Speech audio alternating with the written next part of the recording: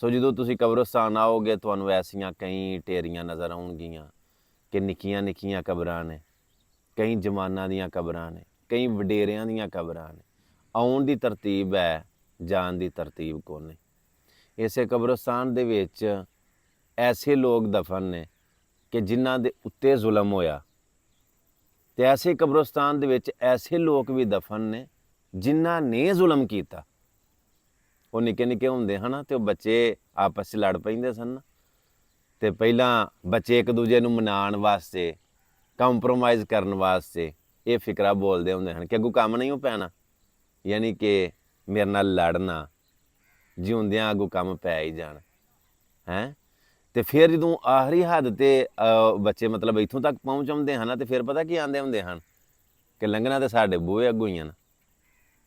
ਇਹ ਗੱਲ ਮਜ਼ਾਕ ਵਾਲੀ ਨਹੀਂ, ਹੈ ਬੱਚਿਆਂ ਦੀ ਗੱਲ ਸੀ, ਲੇਕਿਨ ਇਹਦੇ ਵਿੱਚੋਂ ਸਬਕ ਪਤਾ ਕੀ ਨਿਕਲਦਾ? ਇਹ ਕਬਰਸਤਾਨ, ਮੌਤ, ਇਹ ਕਬਰਾਂ ਸਾਨੂੰ ਇਹ ਜਾਂਦੀਆਂ ਨੇ ਤੇ ਲੰਘਣਾ ਤੇ ਮੇਰੇ ਬੂਹੇ ਅੱਗੋਂ ਹੀ ਹਨ। ਜੇ ਵਾਅਦਾ ਕਰਨਾ ਪਿਆ, ਜ਼ੁਲਮ ਕਰਨਾ ਪਿਆ, ਭੈੜ ਕਰਨਾ ਪਿਆ, ਜ਼ਿਆਦਤੀ ਕਰਨਾ ਪਿਆ, ਧੋਖਾ ਕਰਨਾ ਪਿਆ, ਫਰਾਡ ਕਰਨਾ ਪਿਆ, ਬੇਈਮਾਨੀ ਕਰਨਾ ਪਿਆ, ਲੁੱਟਣਾ ਪਿਆ, ਜ਼ੁਲਮ ਕਰਨਾ ਪਿਆ, ਲੰਘਣਾ ਤੇ ਮੇਰੇ ਬੂਹੇ ਅੱਗੋਂ ਹੀ ਹਨ। ਸੋ ਭਾਈ ਇਸ ਵਕਤ ਨੂੰ ਯਾਦ ਰੱਖੋ। ਜੇ ਗੱਲ ਚੰਗੀ ਲੱਗੀ ਹੋਵੇ, ਪੈਗਾਮ ਅੱਛਾ ਲੱਗਾ ਹੋਵੇ ਤੇ ਵੀਡੀਓ ਅੱਗੇ ਲਾਜ਼ਮੀ ਸ਼ੇਅਰ ਕਰਿਓ। ਸਾਡੇ ਵਾਸਤੇ ਇਹ ਦਿਨ ਕਿਸੇ ਕਿਆਮਤ ਤੋਂ ਘੱਟ ਨਹੀਂ ਸੀ, ਕਿਉਂਕਿ 28 ਸਤੰਬਰ ਸਨ 2003 ਸੁਬਾਹ ਦਾ 5 ਵਜੇ ਦਾ ਟਾਈਮ ਸੀ ਜਦੋਂ ਸਾਡੇ ਘਰ ਦੇ ਵਿੱਚ ਐਸੀ ਕਿਆਮਤ ਬਰਪਾ ਹੋ ਗਈ ਕਿ ਸਾਡੀ ਦੁਨੀਆ ਉਜੜ ਗਈ। ਇਹ ਜਿਹੜੀ ਕਬਰ ਮੇਰੇ ਅੱਗੇ ਵੇ, ਇਹ ਮੇਰੇ ਵਾਲਦ ਮੁਹਤਰਮ ਮਾਸਟਰ ਮੁਹੰਮਦ ਬੂਟਾ ਘੁੰਮਣ ਸਾਹਿਬ ਦੀ ਕਬਰ ਹੈ।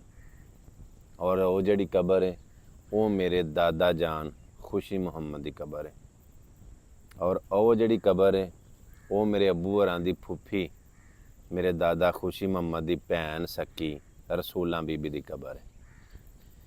ਅਸੀਂ ਅੱਜ ਵੀ ਸਾਰਾ ਕੁਝ ਹੋਣ ਦੇ ਬਾਵਜੂਦ ਖੁਸ਼ੀ ਤੇ ਗਮੀ ਤੇ ਅਗਰ ਕਿਸੇ ਚੀਜ਼ ਨੂੰ, ਅਗਰ ਕਿਸੇ ਜੀ ਨੂੰ ਮਿਸ ਕਰਨੇ ਆ ਤਾਂ ਇਹਨਾਂ ਪਿਆਰਿਆਂ ਨੂੰ ਮਿਸ ਕਰਨੇ ਆ। ਸਾਰਾ ਕੁਝ ਹੋਣ ਦੇ ਬਾਵਜੂਦ ਕੋਈ ਪੁੱਛੇ ਕਿ ਕਿਸੇ ਸ਼ੈ ਦੀ ਕਮੀ ਰਹੀ ਹੈ ਤੇ ਮੈਂ ਆਨਾ ਅਸਾਂ ਪਿਓ ਰੱਜ ਕੇ ਨਹੀਂ ਵੇਖਿਆ। ਨਿੱਕਾ ਜਿਹਾ ਸਾਂ ਮੈਂ, ਕੱਦ ਵੀ ਮੇਰਾ ਏਡਾ ਕੁ, ਉਮਰ ਵੀ ਮੇਰੀ ਥੋੜ੍ਹੀ ਜਿਹੀ, ਤੇ ਅਜੇ ਸਮਝੋ ਕਿ ਮਜ਼ਾ ਹੀ ਨਹੀਂ ਲਿਆ, ਸੇਵਾ ਦਾ ਮੌਕਾ ਹੀ ਨਾ ਮਿਲਿਆ, ਖਿਦਮਤ ਦਾ ਟਾਈਮ ਹੀ ਨਾ ਦਿੱਤਾ, ਤਕਦੀਰ ਡਾਢੀ ਨਾ। ਸੋ ਜਿਹੜਾ ਵਾਅਦਾ ਕਰਕੇ ਉਹ ਆਏ ਸਨ ਆਪਣੇ ਵਾਅਦੇ ਦੇ ਮੁਤਾਬਕ ਅੱਲਾ ਦੇ ਕੋਲ ਚਲੇ ਗਏ। ਇਹ ਸਾਡੇ ਬਾਪ ਦੀ ਕਬਰ ਹੈ। ਅਸਾਂ ਆਪਣੇ ਬਾਪ ਦੀ ਕਬਰ ਤੇ, ਦਾਦਾ ਜਾਨ ਦੀ ਕਬਰ ਤੇ, ਆਪਣੇ ਦਾਦੀ ਜਾਨ ਦੀ ਕਬਰ ਉੱਤੇ ਅਸਾਂ ਪੱਥਰ ਨਹੀਂ ਲਵਾਇਆ, ਪੱਕੀ ਨਹੀਂ ਕਰਾਈ। ਇਹ ਨਹੀਂ ਕਿ ਗੁੰਜਾਇਸ਼ ਨਹੀਂ ਜਾਂ ਸਾਨੂੰ ਸ਼ਊਰ ਨਹੀਂ, ਪਤਾ ਸਾਰੀ ਗੱਲ ਦਾ, ਮਗਰ ਮੇਰੇ ਪਾਕ ਪੈਗੰਬਰ अलैहिस्सलातु वस्सलाम ਦਾ ਫਰਮਾਨ ਹੈ ਕਿ ਕਬਰਾਂ ਪੱਕੀਆਂ ਨਾ ਕਰੋ। ਤੇ ਅਸਾਂ ਨਹੀਂ ਕੀਤੀਆਂ ਕਬਰਾਂ ਪੱਕੀਆਂ। ਔਰ ਕਬਰ ਪੱਕੀ ਕਰਨ ਦਾ ਨੁਕਸਾਨ ਵੀ ਹੈ। ਨੁਕਸਾਨ ਕਬਰ ਪੱਕੀ ਕਰਨ ਦਾ ਇਹ ਵੇ ਕਿ ਜਿੱਡੀ ਕਬਰ ਪੁਰਾਣੀ ਹੋਵੇ, ਜਿਹੜੇ ਜਾਦੂਗਰ ਲੋਕ ਨੇ ਉਹਨਾਂ ਨੂੰ ਪਛਾਣ ਹੁੰਦੀ ਹੈ ਕਿ ਇਹ ਕਬਰ ਬੜੀ ਪੁਰਾਣੀ ਹੈ। ਉਹ ਪੁਰਾਣੀ ਕਬਰ 'ਤੇ ਆਪਣੀ ਚਾਲ ਚੱਲਦੇ ਨੇ, ਆਪਣਾ ਉਹ ਕੰਮ ਕਰਦੇ ਨੇ, ਆਪਣਾ ਜੋ ਉਹਨਾਂ ਨੇ ਉਹ ਚਾਲਾ ਚੱਲਣਾ ਹੁੰਦਾ ਨਾ ਉਹ ਉੱਥੇ ਵਾਰਦ ਕਰਦੇ ਨੇ। ਸੋ ਕਬਰਾਂ ਪੱਕੀਆਂ ਨਾ ਕਰੋ ਔਰ ਕਬਰਾਂ ਛੋਟੀਆਂ ਰੱਖੋ, ਉੱਚੀਆਂ ਨਾ ਰੱਖੋ।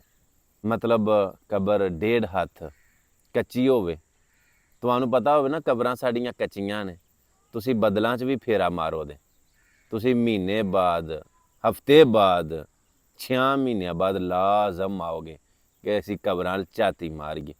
ਜਦੋਂ ਕਬਰਾਂ ਪੱਕੀਆਂ ਕਰ ਛੱਡਣੀਆਂ ਨੇ, ਪੱਥਰ ਲਵਾ ਛੱਡਣਾ ਜਾਂ ਉਹਨਾਂ ਨੂੰ ਮਤਲਬ ਇੰਜ ਦਾ ਪੱਕਾ ਕਰ ਛੱਡਣਾ ਕਿ ਫਿਕਰ ਹੀ ਕੋ ਨਹੀਂ, ਭਾਵੇਂ ਬੱਦਲ ਪੈਣ, ਫਿਰ ਬੰਦੇ 5-5, 10-10 ਸਾਲ ਨਹੀਂ ਫੇਰਾ ਮਾਰਦੇ। ਪਤਾ ਹੁੰਦਾ ਪੱਕੀਆਂ ਨੇ ਕਬਰਾਂ ਸਾਡੀਆਂ, ਜਦੋਂ ਵੀ ਜਾਣਾ ਫੱਟੀ ਲੱਗੀ ਹੈ, ਤਖਤੀ ਲੱਗੀ ਹੈ, ਕੁਤਬਾ ਲੱਗੇ ਹੈ, ਕੋਈ ਮਸਲਾ ਨਹੀਂ ਹੈ। ਲਿਹਾਜ਼ਾ ਮੈਂ ਇਹ ਤੁਹਾਨੂੰ ਆਖਾਂਗਾ ਕਬਰਾਂ ਕੱਚੀਆਂ ਰੱਖੋ ਤੇ ਕਬਰਾਂ ਦੇ ਮਤਲਬ ਕਬਰਸਤਾਨ ਫੇਰਾ ਮਾਰਿਆ ਕਰੋ।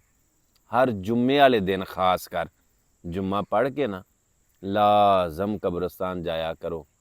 ਆਪਣੇ ਵਡੇਰਿਆਂ ਵਾਸਤੇ, ਆਪਣੀਆਂ ਜਵਾਨਾਂ, ਭੈਣਾਂ, ਭਾਈਆਂ, ਬੀਵੀ, ਬੱਚੇ ਜਿਹੜੇ ਵੀ ਫੌਤ ਹੋ ਗਏ ਨੇ ਉਹਨਾਂ ਵਾਸਤੇ ਦੁਆ ਮਗਫਰਤ ਕਰਿਆ ਕਰੋ। ਔਰ ਸਾਰੇ ਕਬਰਸਤਾਨ ਵਾਲਿਆਂ ਵਾਸਤੇ ਦੁਆ ਮਗਫਰਤ ਕਰਿਆ ਕਰੋ। ਔਰ ਤੁਸੀਂ ਜਾਓਗੇ ਨਾ, ਹਰ ਜੁਮੇ ਜਦੋਂ ਜਾਓਗੇ, ਇੱਕ ਤੇ ਤੁਹਾਨੂੰ ਆਪਣੀ ਮੌਤ ਯਾਦ ਰਹੇਗੀ, ਇੱਕ ਤੁਹਾਨੂੰ ਆਪਣਾ ਅੱਗੇ ਦਾ ਸਫ਼ਰ ਵੀ ਯਾਦ ਰਹੇਗਾ ਕਿ ਅਸਾਂ ਵੀ ਕੱਲ੍ਹ ਨੂੰ ਇੱਥੇ ਆਉਣਾ। ਫਿਕਰੇ ਆਖਰਤ ਹੋਈ ਨਾ। ਕਬਰਾਂ ਕੱਚੀਆਂ ਰੱਖਣ ਦਾ ਇੱਕ ਇਹ ਵੀ ਫਾਇਦਾ ਹੈ ਕਿ ਤੁਸੀਂ ਫੇਰਾ ਮਾਰਦੇ ਰਹੋ ਕਰੋਗੇ, ਤੁਹਾਨੂੰ ਆਪਣੀ ਮੌਤ ਯਾਦ ਇਹ ਟਾਈਮ ਯਾਦ ਰਹੇਗਾ। ਜੇ ਗੱਲ ਚੰਗੀ ਲੱਗੀ ਹੋਵੇ, ਪੈਗਾਮ ਅੱਛਾ ਲੱਗਾ ਹੋਵੇ ਤਾਂ ਵੀਡੀਓ ਅੱਗੇ ਲਾਜ਼ਮੀ ਸ਼ੇਅਰ ਕਰਿਓ। ਆਪਣੀ ਰਾਏ ਦਾ ਵੀ ਇਜ਼ਹਾਰ ਜ਼ਰੂਰ ਕਰਿਓ। ਮਿਲਨੇ ਇੱਕ ਨਵੀਂ ਵੀਡੀਓ ਦੇ ਨਾਲ। ਆਪਣੀਆਂ ਦੁਆਵਾਂ ਦੇ ਵਿੱਚ ਯਾਦ ਰੱਖਿਓ। ਅੱਲਾ ਸੋਹਣੇ ਦੇ ਵਾਲੇ। ਅਸਲਾਮ ਵਾਲੇਕੁਮ ਵਰਹਿਮਤੁਲਾਹਿ ਵਬਰਕਾਤੁਹੂ।